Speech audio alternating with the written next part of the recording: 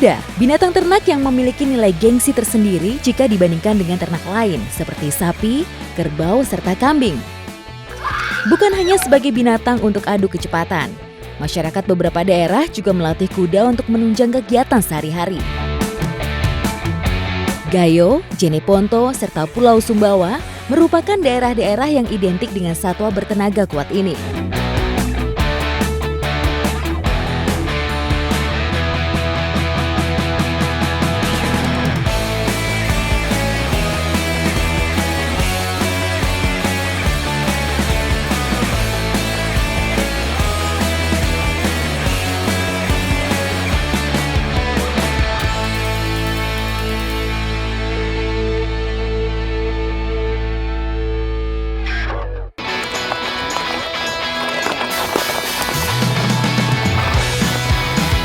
Kisah Tanah Rencong bukanlah hanya kopi dan tari saman yang mendunia, namun ada juga cerita kuda-kuda pacu unggulan di sini.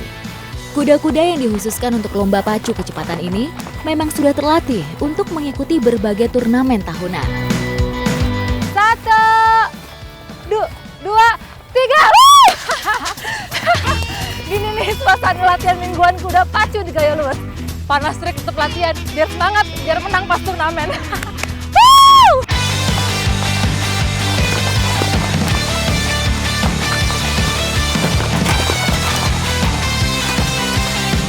Bagi orang Aceh, pacuan kuda adalah salah satu ciri khas daerah yang tidak bisa dipisahkan. Tak hanya bermakna hiburan menyaksikan atraksi para joki melesatkan kuda jagoan, pacuan kuda ini sekaligus menjadi budaya pemersatu atau ajang silaturahmi. Dalam bahasa Gayo, tradisi menonton pacuan kuda disebut resambi pacu kude.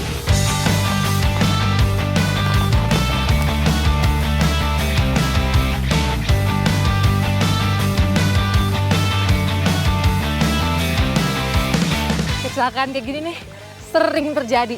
Nggak latihan, nggak pacuan nih kayak gini nih. Kenapa bang? Hah? Jatuh?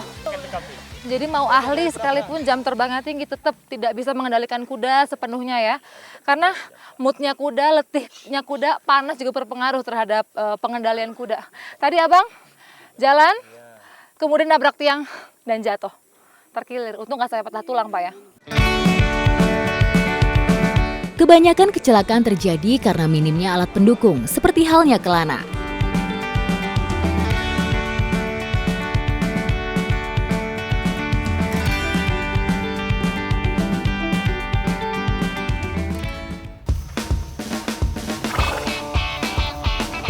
Kusa Gayo pacuan berasal dari beragam ras.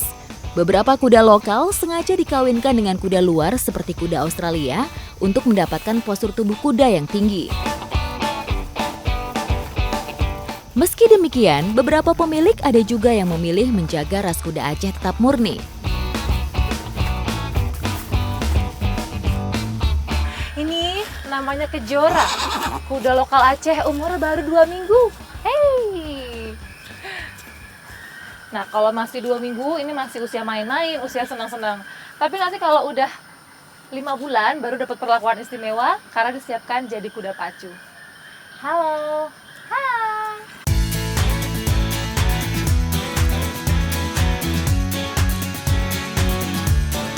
Kuda-kuda pacuan bukan hanya wajib melakukan latihan, tetapi juga mendapat perawatan. Bahan alami seperti ekstrak serah wangi maupun rempah-rempah dengan kandungan aksir yang tinggi kerap dibalurkan pada hewan dengan nama ilmiah Equus caballus ini.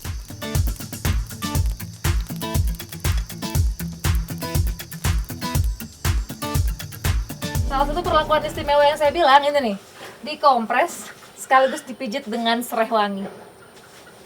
Ya, sama seperti manusia ya, dikasih minyak-minyakan supaya lebih rileks ototnya dan juga keluar tuh angin-anginnya.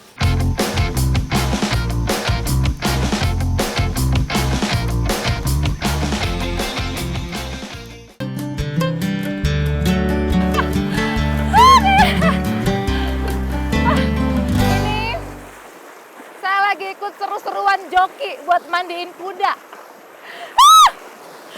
Pak, kalau bagi joki di sini nih, kuda udah kayak pacar, mesti diperhatiin.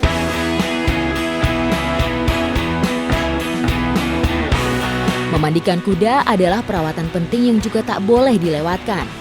Jika kuda biasa hanya dimandikan 1 minggu sekali, maka kuda pacuan harus dimandikan setiap hari. Hal ini bertujuan agar kotoran yang menempel tidak sampai menimbulkan penyakit. Kegiatan mandi pun tak perlu lama-lama, cukup 15-30 menit saja. Jadi memang momen mandi ini bukan cuma buat kebersihan kuda, tapi untuk kedekatan joki dan juga kudanya nih. Makin dekat, makin mesra ya. Jadi nih, yang mandiin kuda ini bukan cuma induknya, tapi juga itu tuh anak-anaknya ikut semuanya. Karena memang bibit-bibit unggul untuk pacuan kuda itu disiapkan dari mulai usia dini sekali. Nah itu tuh, calon-calon jawaranya pacuan kuda Gayo Luwes.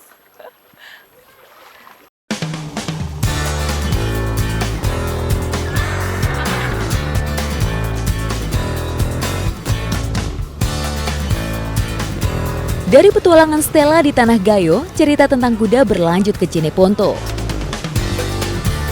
Setiap hari Sabtu, kawasan ini akan dipenuhi oleh ratusan ekor kuda sejak dini hari. Kalau ngomongin Jeneponto, pasti nggak jauh-jauh dari yang namanya kuda. Karena Jeneponto sendiri terkenal sebagai sentra kuda terbesar di Sulawesi Selatan. Dan bagi masyarakatnya, kuda sangat memiliki arti khusus bagi kehidupan mereka, baik dari segi transportasi maupun untuk dikonsumsi. Kedekatan masyarakat dengan kuda memang tak lepas dari sejarah kawasan ini yang juga disebut Bumi Turatea.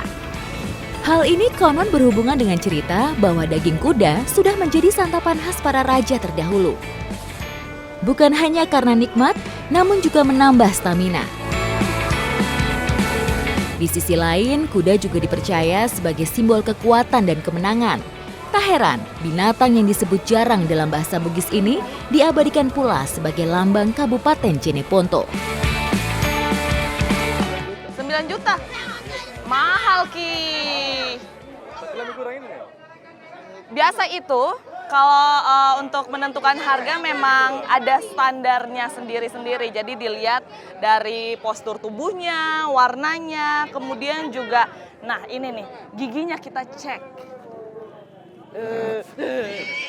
Jadi kalau misalnya giginya utuh semua, itu berarti dia sudah agak berumur. Kalau misalnya ada yang ompong-ompong, awas. Berarti masih muda.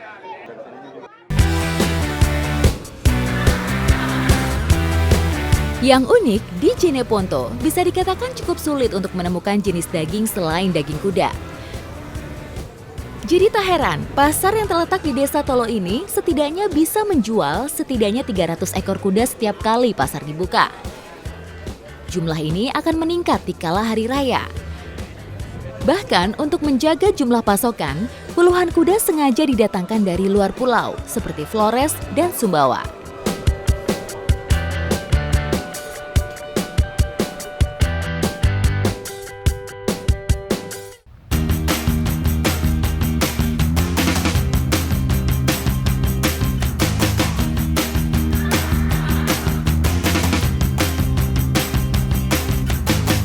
Di Jeneponto, tenaga kuda juga dimanfaatkan untuk menggarap areal persawahan.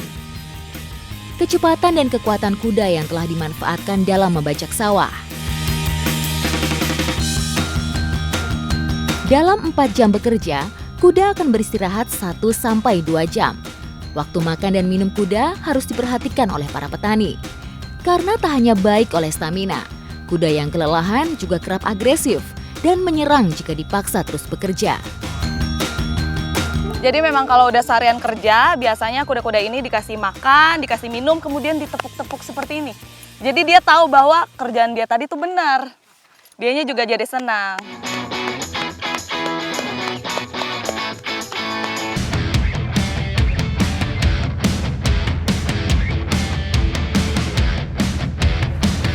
Petualangan bersama kuda berlanjut ke Tanah Sumbawa di Nusa Tenggara Barat.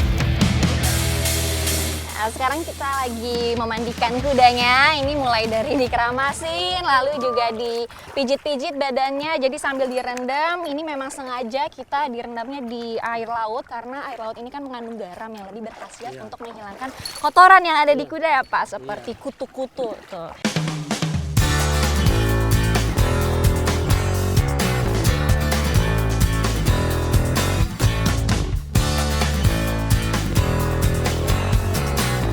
Memandikan kuda di laut juga termasuk bagian dari latihan fisik untuk kuda.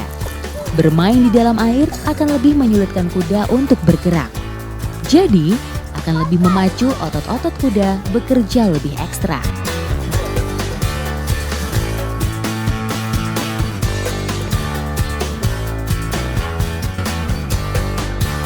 Ini kok saya rasanya lebih nggak deg-degan seperti naik kuda kalau lagi di darat ya.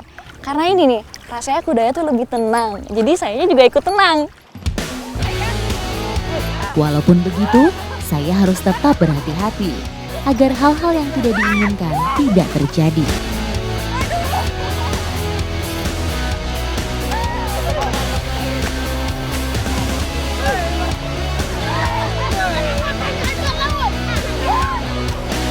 Tantangannya ini memang miring-miring karena saya tidak mengenakan pelana. Tapi lihat tuh yang lain, mereka sudah biasa menjaga keseimbangan. Tapi kalau saya harus kasih usaha lebih. Tapi ini pegangannya ini di rambut.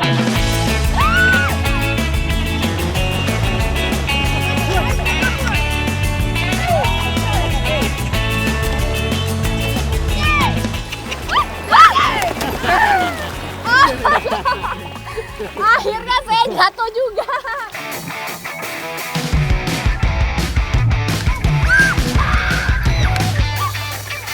Mari kita naik lagi. Ini saya pantang menyerah nih.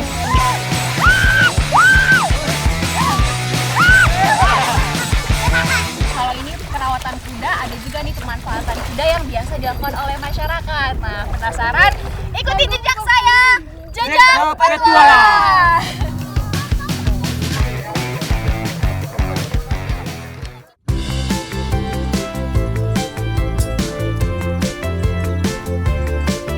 Saya ikut Bapak.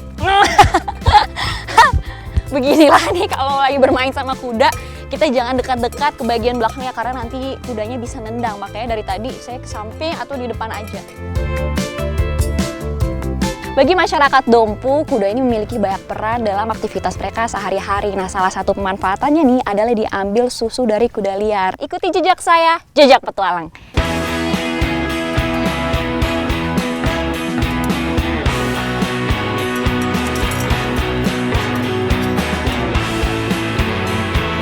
Proses pemerahan susu kuda bisa dilakukan setiap 3 hingga 4 jam sekali dalam sehari.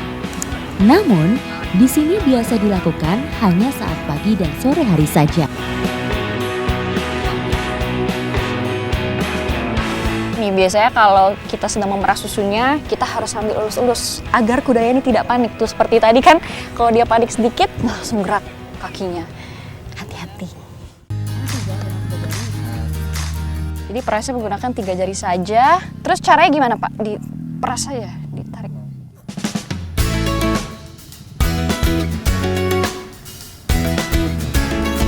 Pemerahan susu harus dilakukan secara tenang agar tidak melukai kuda yang dapat membuat kuda bertindak agresif.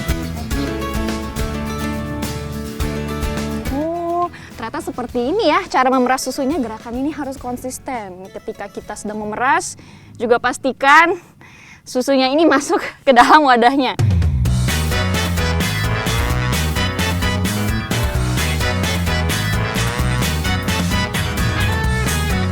Udah habis nih sepertinya susunya. Makanya habis ini saya langsung penasaran nih. Seperti apa ya rasa susu kuda liar ini? Ikuti jejak saya, jejak petualang.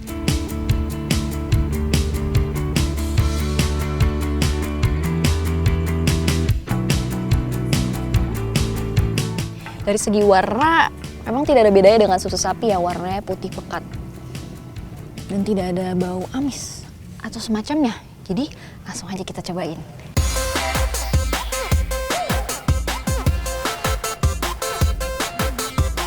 Rasanya ini ada sedikit manisnya.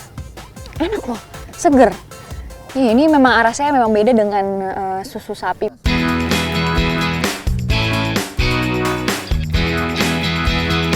Kuda liar asli dari Dompu. Ikuti jejak saya, jejak petualang.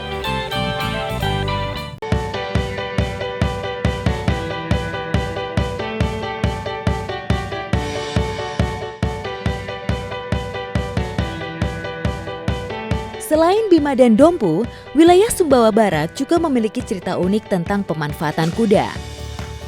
Di Desa Mantar, kuda berperan membantu pekerjaan manusia.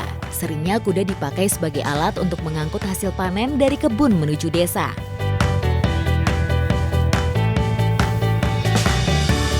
Nah, hari ini saya sekarang ada di Sumbawa, tepatnya di Sumbawa Barat, daerah dataran tinggi di Mantar. Nah, di sini bisa dilihat kedekatan masyarakat dengan kudanya. Kayak hari ini saya sama bapak-bapak lagi mau cari bambu.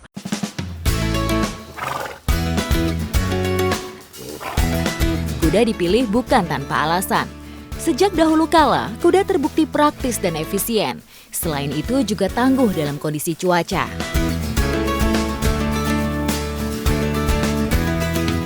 Yang uniknya adalah di sini alat untuk penyangga bambunya pakai cancal namanya. Ini adalah dari tanduk rusa yang memang sudah turun-menurun dari nenek moyang.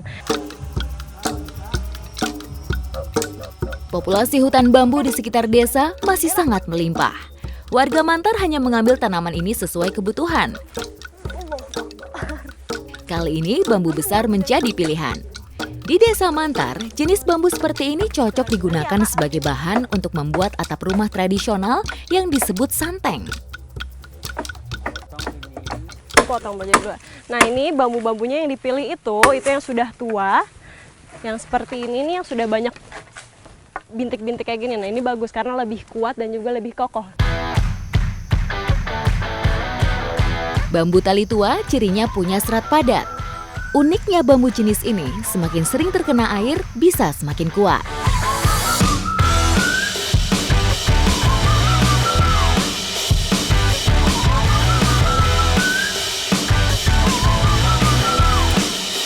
Kini saatnya membawa potongan bambu ke tempat tujuan.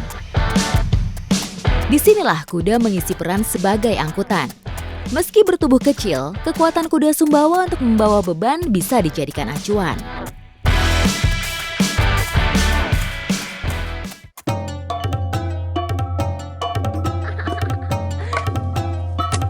Meski bambu merupakan tanaman serbaguna, tak banyak daerah di Indonesia yang memakai bambu untuk atap rumah. Proses pembuatan santek ini ternyata nggak pakai tali, jadi cukup disangkutin, bambunya tuh dipotong. Nih belakangnya tuh kayak dibikin untuk sangkutannya, kaitannya seperti ini nih, dibelah dua. Nah ini nanti akan disangkutin. Perbaikan atap santeng khas Desa Mantar unik dan menarik. Penggantian santeng dilakukan dari dalam rumah. Bilah bambu dipasang serapat mungkin, agar tidak ada celah tersisa untuk air mengalir masuk. Bentuknya lihat deh, jadi seperti ini, tradisional banget.